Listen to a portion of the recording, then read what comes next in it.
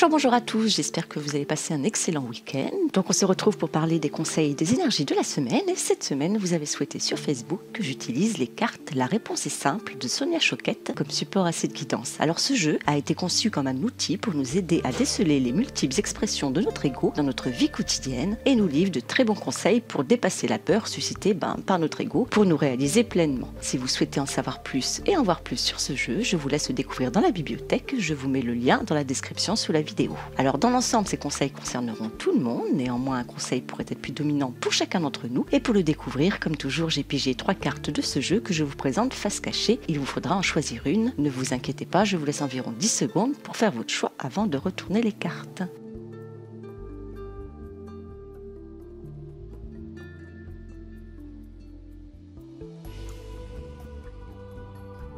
Bon, les 10 secondes sont passées, on va découvrir les cartes. Si vous avez choisi la carte numéro 1, c'est regarder devant vous, l'ego vous empêche de voir les merveilleuses perspectives qui s'ouvrent à vous. Cette jolie carte vient nous conter l'histoire de tous les futurs possibles que l'on n'embrasse pas à force d'être prisonnier du passé ou de la peur d'avancer. L'avenir nous tend les bras et son dessin est à l'image de notre propre volonté. Une infinie de possibilités et de devenirs potentiels sont devant nous, n'attendant plus que nous pour les esquisser et les rendre possibles et fidèles à notre image. L'ego est cette facette de notre être qui vient nous murmurer « Avant c'était mieux qu'aujourd'hui ». Avant j'étais comme ça serait bien mieux si c'était comme avant, je pourrais alors faire ci ou faire ça. Ou encore, si je fais ça, je risque de perdre cela. Je ne peux pas faire ça, sinon je vais avoir d'autres problèmes, etc., etc. L'esprit, lui, est ouvert à toutes les merveilles que la vie a à nous donner, prêt à explorer de nouveaux horizons et à découvrir des trésors d'émerveillement. L'esprit trouve des solutions pour réaliser nos rêves.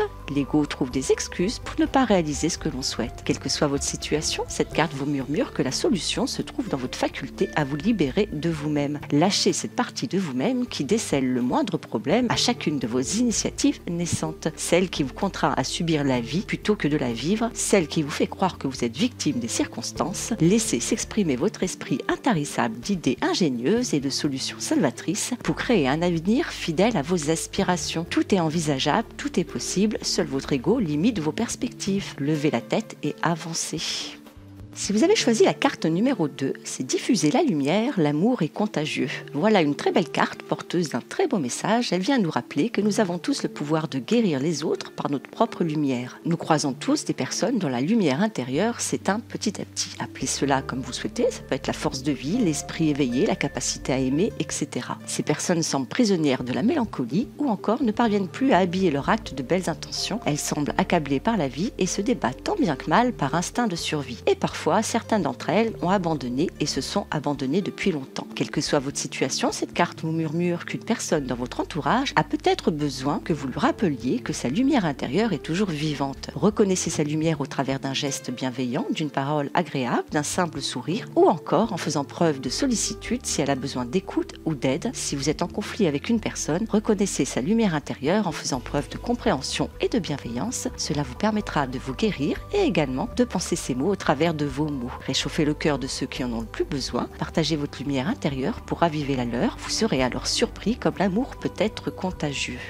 Si vous avez choisi la carte numéro 3, c'est ne le prenez pas mal, ne vous laissez pas persécuter par votre ego. Voilà une carte qui ne manque pas d'humour et c'est très bien car l'autodérision guérit bien des maux. Il y a des périodes dans la vie où on a vraiment la sensation que les autres s'acharnent à nous pourrir la vie. Un tel qui dit cela, l'autre qui fait ça, une situation qui s'envenime. Bref, on se demande s'ils ne sont pas ligués contre nous histoire de nous contrarier. Et nous voilà à passer des heures à ressasser ce qui s'est passé, à se demander pourquoi et si l'on mérite vraiment cela. On s'offusque des comportements des autres, on s'indigne de leur intention et on ne parvient plus à stopper cette infernale machine à penser. Voilà une œuvre exemplaire de ce que notre ego est capable de réaliser. Quelle que soit votre situation, cette carte vous questionne. Êtes-vous certain qu'il s'agit d'un affront personnel? Même si le geste ou le mot vous était destiné, il s'agit avant tout de l'expression d'un sentiment dont vous avez été le support à un moment donné. Vous êtes responsable de votre manière d'interagir avec les autres, mais vous n'êtes pas responsable des comportements des autres. L'ego a plaisir à vous placer au centre des intentions s'il a la garantie de vous observer, vous persécuter exécuter pendant des heures. L'esprit, lui, comprend simplement que les interactions entre les individus portent les émotions et sentiments des uns et des autres sans nécessairement se rendre compte de l'impact que cela peut susciter. Cette carte vous suggère d'abandonner le sentiment de persécution, de ne plus laisser ce pouvoir à votre ego et de vous en remettre à votre esprit. Demandez-vous plutôt pourquoi cette situation existe aujourd'hui et ce que vous pourriez apprendre d'elle. Abandonnez toute rancœur et tout ressentiment et ayez confiance en votre lumière intérieure et en votre capacité à regarder au-delà des apparences qui naissent des comportements des autres. Finalement, même les plus vils mots et les gestes les plus méprisables ne vous concernent pas personnellement mais concernent les ressentiments de leurs propriétaires. Alors libérez-vous-en et surtout ne cherchez pas au travers du regard des autres des preuves de votre valeur car ce manque de confiance en vous est une porte ouverte aux blessures d'ego. Ayez conscience de votre valeur car c'est ainsi que les comportements des autres pourront naturellement engendrer une envie d'introspection plutôt que des blessures. Choisissez la paix et ayez confiance en vous et en votre belle lumière intérieure. Sur ce, je vous souhaite une excellente semaine, je vous fais des gros bisous et puis je vous dis à bientôt.